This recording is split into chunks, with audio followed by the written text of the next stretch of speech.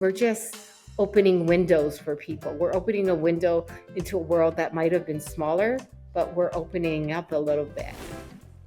Melanie, thank you so much for taking the time out of your crazy busy schedule to jump on here and hang out with me. Is this something that's comfortable for you to be on this side of the interview, or are you the type that's more comfortable, like you'd rather be the one collecting the stories? I'd rather be the one collecting the stories, but I'm hardly find myself on this side of the camera.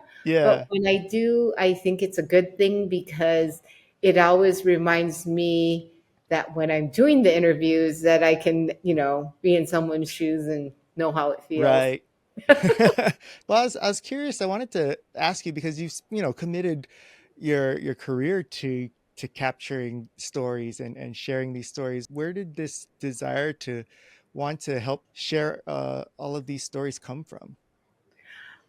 I think, initially when I got into working in media, I Hmm. I didn't know necessarily that it would be to be a storyteller. I was just very interested in the medium, but I think just being a naturally very curious person was what led me to. So I've kind of picked topics that I'm interested in. Hmm. But the other thing that I think has been helpful is you have to be someone who is curious, but you also have to gain satisfaction of sharing a story and someone having that aha moment is Mm. what kind of compels you forward through the time. And so I think those two things is what sort of drove my career. So you said initially it wasn't something that was of interest. It was just that you were drawn to media in general. What was it initially that you wanted to do when you started your career? I was going to college in Los Angeles, and at that time, MTV and music videos were just huge. And I just love putting sound and pictures with it, the visual part. And one of my Uh-huh. internships was I was did an internship at IRS Records, which was, I think somehow the drummer of the Police, his brother was one Uh-huh. of the partners in and so it was just that Oh. time of working a lot in music videos that kind of got me on that path. So were you going to college for production and media? Yeah, I actually was a media studies major, and at that time it was film, and Oh. I had thought maybe I'll be a filmmaker more in a serious mode, but I also realize I don't have the patience because, a film it could take 5, 10 years in that format. So the Yeah. shorter formats really suited my nature, I guess. So what got you even interested in pursuing that in the first place to go to college for that? Um, Gosh, to think about this, I think it is, I just love the format of design. And it's kind of a weird thing. It wasn't necessarily the narrative story, but I Hmm. like the idea of design and being able to control everything within the frame and Ah. pulling someone through that frame. And so that, yeah, is what got me into it. Was there something that happened like either in high school or in your childhood that where you kind of started to realize, hey, this is something that I'm drawn towards as far as that kind of experience, and then that's how you were able to match this type of career that you thought, oh, this is how I could achieve that. I started as a journalism major, which a lot of people do, Oh, the whole story, but just having that internship and working with IRS records and the whole music video, it kind of pulled me more in, and being in Los Angeles, I guess. so you were originally going as a journalism major. Was there something like in your childhood where you're like, hey, this is a career that I want? Because that's, I think when I hear of people who want to be journalism majors, they end up going to news and things like that, right? Yeah, you know what? And to this day, I do still love print, whether Mm. it's a book and flipping through the pages. But at that time, I guess I still am a media junkie and news Uh, junkie. So that's what compelled me, I think, to be a journalism major. And I was terrible at math and science, so I was on the other side, staying away from the STEM. Were you like me? Because when I was growing up, even from early on as a child, I grew up in a only child, single mom. So I spent most of my time watching TV. And Yeah. so growing up, TV was kind of like my second parent. And I don't know, I feel like I gained so much of my perspective and life lessons through television and such. And that's what got me just to be interested in it, not necessarily in the way that you did, but wanting to pursue acting and performing just because Yeah. I felt so comfortable, like, hey, that's the world that I grew up That with and such. yeah. Yeah, was that kind of similar to you as far as what got you interested in media and journalism?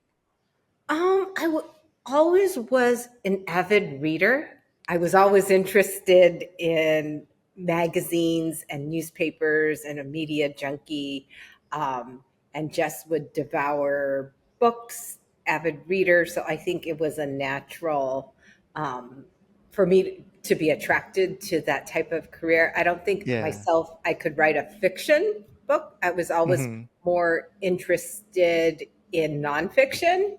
Was that something that you was inspired by your parents, like that they pushed you to want to read, or was this something that kind of just came from experience?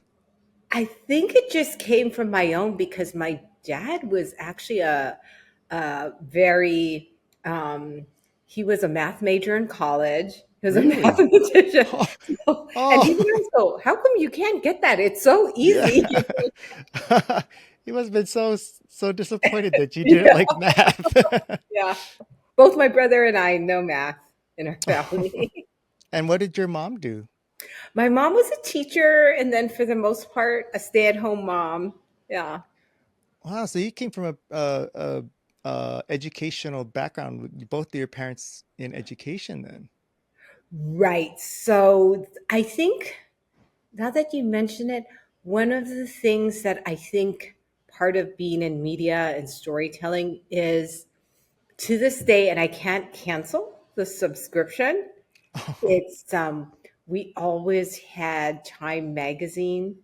You know, it's the earliest thing I can remember holding is Time and Life magazine, Oh and so wow. this, it's I can't, even though my dad has passed, I can't cancel the magazine because it's just, something that connects me Yeah. back to my dad. And we had a long hallway in our home, but my dad had kind of designed the house, but the whole entire hallway was lined with books. He did floor to ceiling bookshelves. So there was Wow. always a lot of books in our house. Holy smokes. So is that Yeah, kind of like your own, where your personal library where you would get access right. to all that? Wow, that's so neat. Yeah.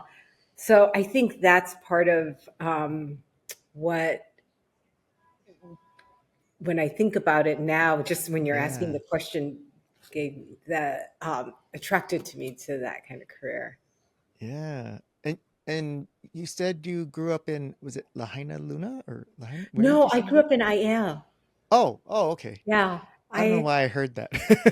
Oh, no worry. It's funny. It's just the other day I was out at dinner with a friend and someone stopped by her table and she was a vice principal of Aya High School. So that was kind of nice. I was Oh talking to yeah. her and they're launching I guess like a media studies department or Oh, academy.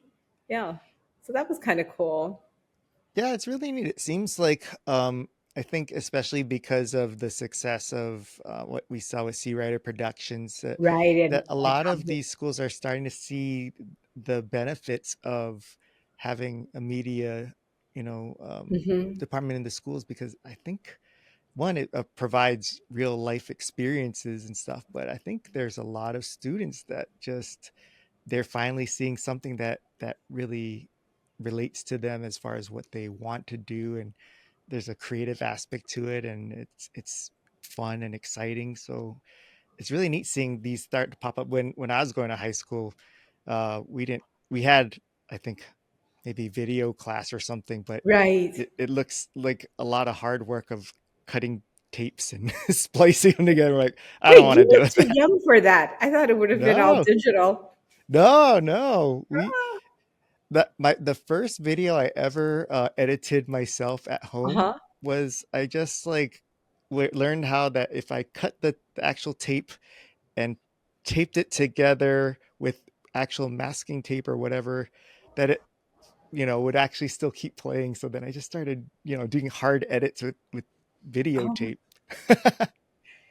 yeah. It's so interesting because I think one of the things um, that I'm very passionate about and I would like to devote more time to is media literacy because I Ah, think um, where everyone is overloaded on media, but being mhm. able to tell the difference between fact and opinion and a Oh yeah. validated source is a skill set that's so vital.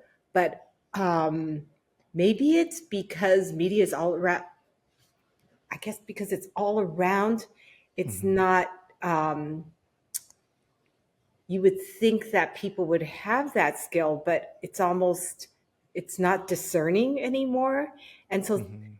being able to just tell fact from opinion and being media literate is a skill that everyone should have. And it does um, I have deep concerns about that just personally. Yeah. I was talking to someone who said he works for a nonprofit in media literacy, and he said there'll always be great journalists, and somehow um, journalism will survive, but where sort of the danger is now, and I thought, oh my God, that's so sobering, is on the audience side and the capacity to understand media, to take it in. Yeah. Um, and what's really, I think, troubling is there's a place for people doing their own projects and telling stories, which is fabulous. And I think, people who were now with people who have grown up telling a story visually and with their phone is the same as, when I learned to read, just write a story. Right. But what's scary is anyone can have access to posts. It didn't go through an editing process and it didn't Mhm. go through um, an assignment. And two or three people didn't touch that story, but people now put the same weight on it as someone who just posted their own story. So that is a little troubling, just to my Yeah. personal opinion. No, I mean, and we're seeing that, especially in the last, what, 4 years, it Yes. was Yeah. extremely obvious that there's going to be some difficulties with, It is, and part of it is when there's like you could be in North Korea and you could have no news, but also you could be drowning. It's the same thing. There's so much that hmm it is also almost like having no information or disinformation. So it is. We are in a scary time, and when people get so much of the news is it's not three channels or validated sources, and it's everyone can your algorithm is saying because you like this I'll give you this Yeah. versus this is we're all dealing from the same set of facts. That's not happening hmm anymore, and it is a really concerning time. Yeah, when you put it like that, that explains why there's so much divisiveness, because Right. people are not getting the broad spectrum of information. They're just being fed what the algorithm is recognizing them to like, which explains me why, because I sometimes I have difficulty, you know, understanding, like, how could they, think this way, or have this Right. opinion when there's all these other, facts around it. And it's like, oh, because they don't actually hear those other facts. It's just that one source or one type of source nonstop. Absolutely. And I think because everything is so geared towards clicks or views, and one of our strongest emotions, I mean, you know that as a meter, is fear of missing out, fear of Yeah, something. So it just plays on our fears rather than um, the basic facts. right. And so, yeah, here we are in 2024. Well, with that, does it, I mean, you originally were going into journalism. Hmm. Um, do you feel like that this is something that you what is more important to you to try to bring up this education to try to maybe fix some of the trends that we're going towards, or towards building up more of the type of content that you think is going to be nourishing and more helpful to our society? Because it seems Yeah. like you do that so well with the types of stories that you collect and share. I guess it's both. I think one of the uh, challenges that we have as storytellers sometimes is to be sure that the stories we tell, it's already sort of um, predicated on what we like or our thing, which is um, one step.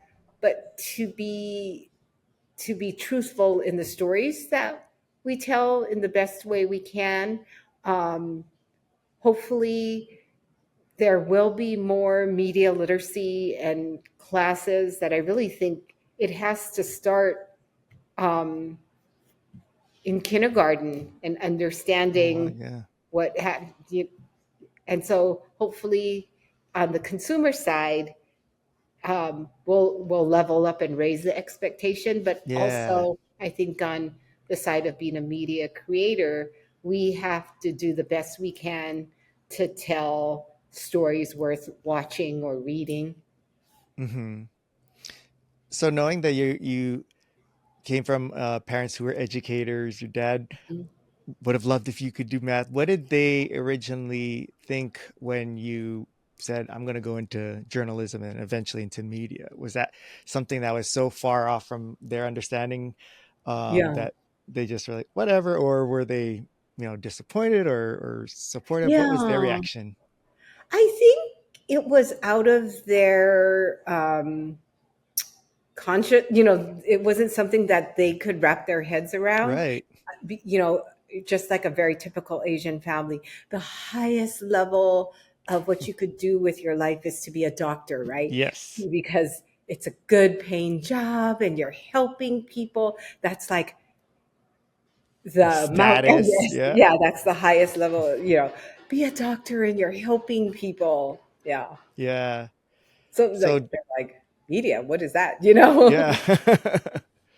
um, and you said you had, because you said your brother Mhm. also wasn't into math. What did he go into? My brother is a chef. So our career paths, working in food media and culinary media, um, our worlds overlap a little bit. I mean, I do love to cook. I could never do it at the level of being a chef, but Hmm. yeah. So he's a chef at he's executive chef for Neiman Marcus at Oh Mariposa. wow. Yeah. So how did your parents feel about that career? Because that could go one of two ways with Asians. Um, I think my dad, being a numbers person, was that's not a good career. I grew up in a family that that was our biz was restaurants, Yeah. and so like while they recognized like hey it provided for our family, they also were like don't ever go into the restaurant business. Like, Right. Because that's what I would tell people. You're always working when yeah. people have their time off.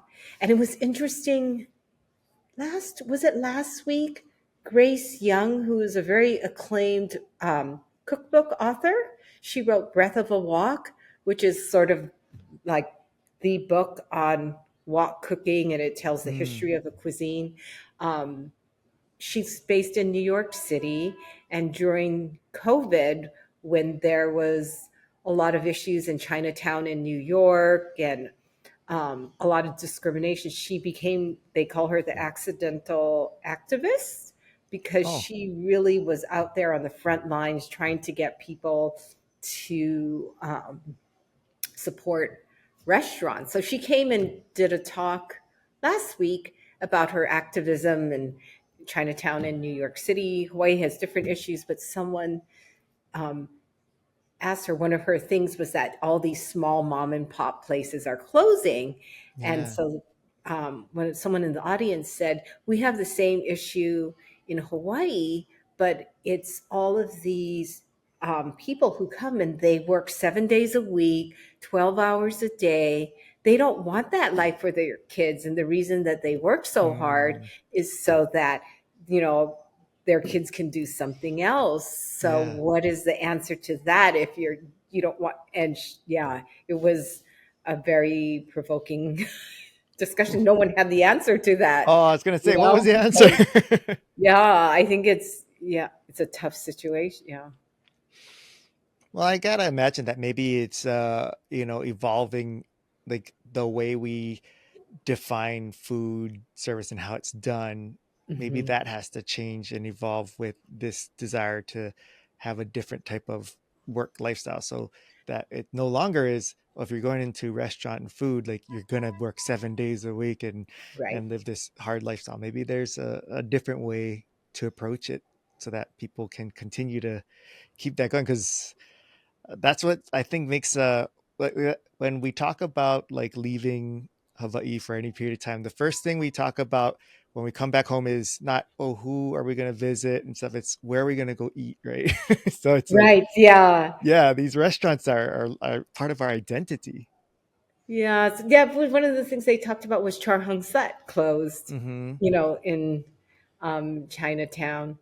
But I think in terms of the restaurant business and being a chef, hopefully, what I hope people think about is maybe changing the notion of what it means to be a chef.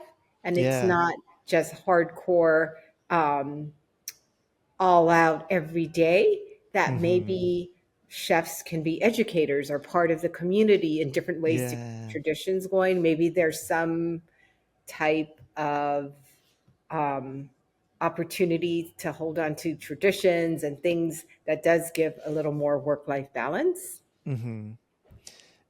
I want to go continue more with your journey to, going into your career with this with food media and all that. Oh, But yeah, sure. I want to jump back real quick because you mentioned that you kind of found your love for this working at the record company, and I Yeah. was curious, like what kind of memories do you have of that? Like, were there any cool experiences that kind of stick out to you of like, wow, that was such a interesting lifetime? It was because the police were at the top of their game, and I asked, like their I think one of their main groups was the Fine Young Cannibals at that time, Oh music yeah. videos. So it was fun, but the reason I would have kind of loved to stay on that side, but the reason that it changed a little bit is I moved back to Hawaii, and my first job when I came back, I was working for PBS Hawaii, and the head of the culture and I worked on the culture and arts side, Nino Martin, who was the head of that department, but he also had a cooking show, and that kind of I've always loved to cook, and Hmm. so it kind of started on my career. That's such a contrast going from making rock music videos to culture and arts at PBS. Yeah, it is. Was it that you sought out that job at PBS, or did they reach out to you and that's what got you to come back home? When I came home, I just, there's not too many jobs in media in Hawaii. So I Hmm. felt very lucky to have that job.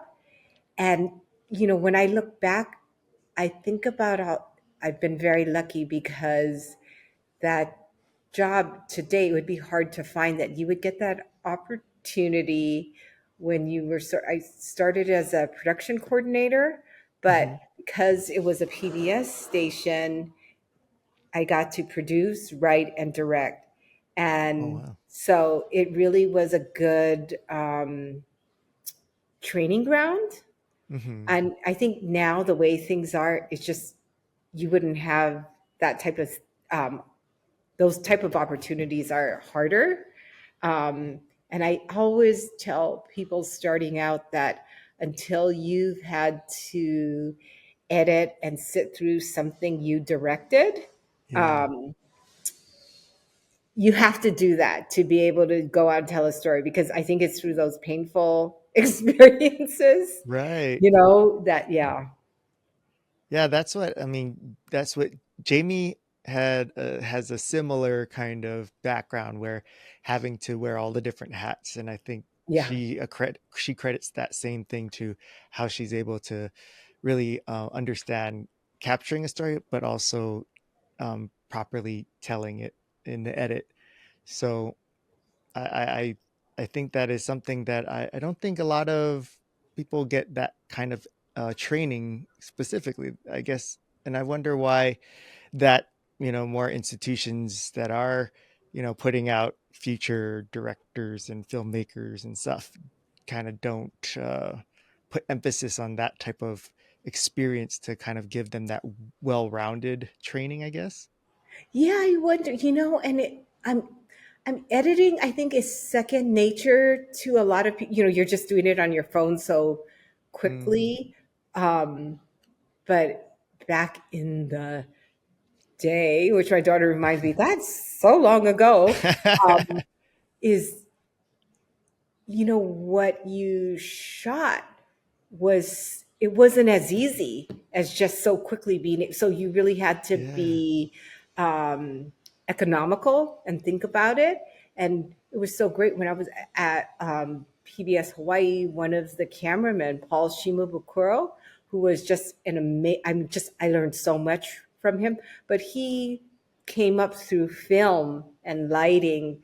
And so when they're thinking in shots and light, it's such a different thing. And you really need to have, at that time you would have to really have it down. So yeah, it was fantastic. I in all the experiences that I've had in media, majority of the time I've only seen it's like a male dominated. It seems like it's a male dominated arena, and Jamie's one of the few writer, director, editors that I've producers that I've ever met.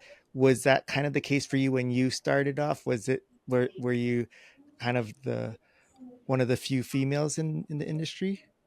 um let's see, at PBS Hawaii, yeah, there were very few women on the production side.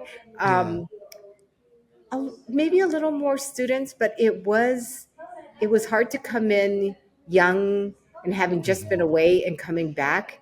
Yeah. Um, but what's interesting now, and I was just thinking about the other day, I was on a shoot, and the key grip, the first AD, I mean, I think it was almost all women except for the DP. And I thought, wow, that's pretty cool. But then what was even cooler was it didn't even dawn on all of the crew. It was just like, Yeah. this is the way it is. So I thought Yeah. that's pretty good. What did you go through as far as, since you said it was a little difficult being so young, coming from the mainland, like what did you do to navigate through that initial, difficulty and the growing pains? I think, you have to kind of pick your battles and just kind of I would say ease into it and kind of feel people out, kind of read the room and kind of massage your way. I would say, I've been very blessed that most of the crews and everyone, it's not been an issue, but there are a few people that's just, I don't know if it was necessary male, female, but you're this younger person, here you are, and now you're telling me I've been doing this for 20 years or something, but I think that continues today at any.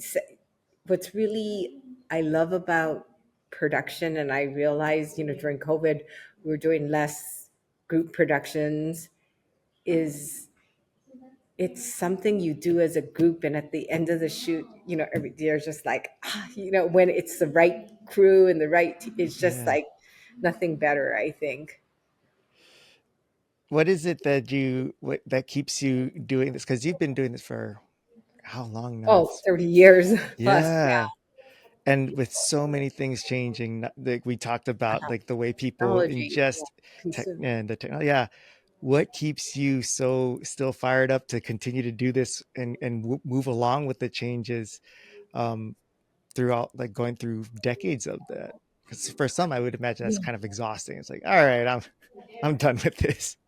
Yeah, and I don't think it's a like a constant thing. For a while, I was doing tons of culinary and kind of almost got bored with doing just culinary and thought, oh, there isn't anything that compels me to want to do another culinary series. And actually, for a while, got really into mobile first and doing more, not necessarily storytelling, but doing app experiences of content that I liked and finding new ways for the end user to digest it. Mm, And that was fun because learning a new way to share information, yeah. um, and just maybe